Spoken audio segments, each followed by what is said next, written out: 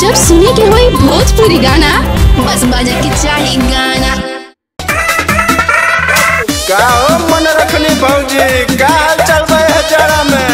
अरे का कहिए देवर जी, गर्मी में तो ठीक ना रहे लेकिन ठंडी में तो जानते बनी रहुआ।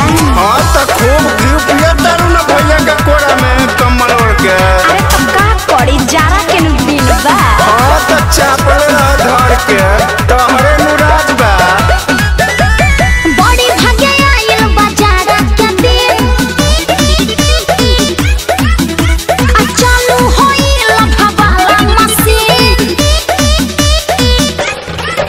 अरे बड़ी भागे आइल बाजारा के दिन, चालू होइल भवाला मशीन। सापो के जड़ से लपटल रहे। अरे सरदी में सोया हमर सटल रहे। सरदी में सोया सटल रहे। आ गर्मी में भर दिन हटल रहे।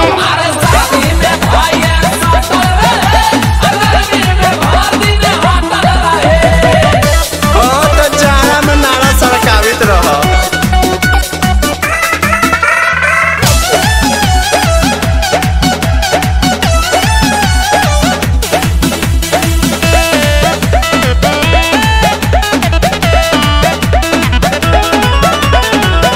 अब ते ही ठंडा घर में फुआरा बिछावेला।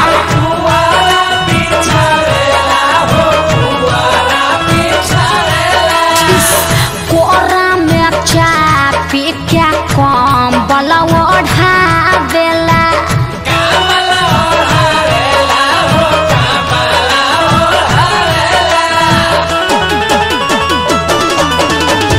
अब ते ही ठंडा घर में पुआरा बिछावेला।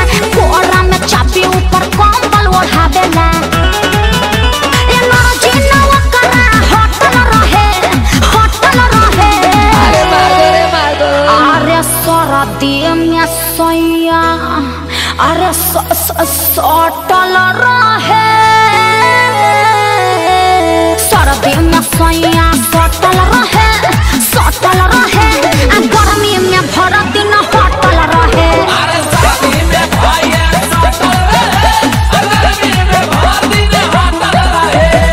अरे भौजी हमरो जारा में पारा चढ़त बा। कहाँ जाई रे?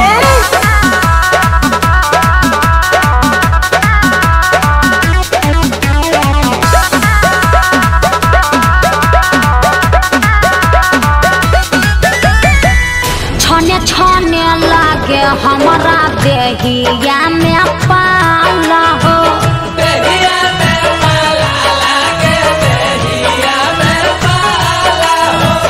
गोड़वा में गोड़ जब अर्जुन हमारा छुआला हो।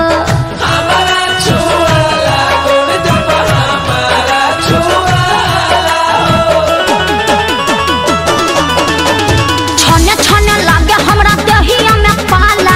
गोड़वा में गोड़ जब हमारा छुआला। अरे माने न बतिया डटल रहे। अरे सरदी में सैया सटल रहे। का कही सरदी में सैया सटल रहे। आ गर्मी में भर दिन हटल रहे।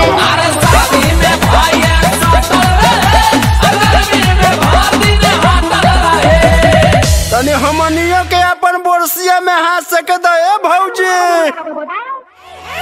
अरे सरदी में सोया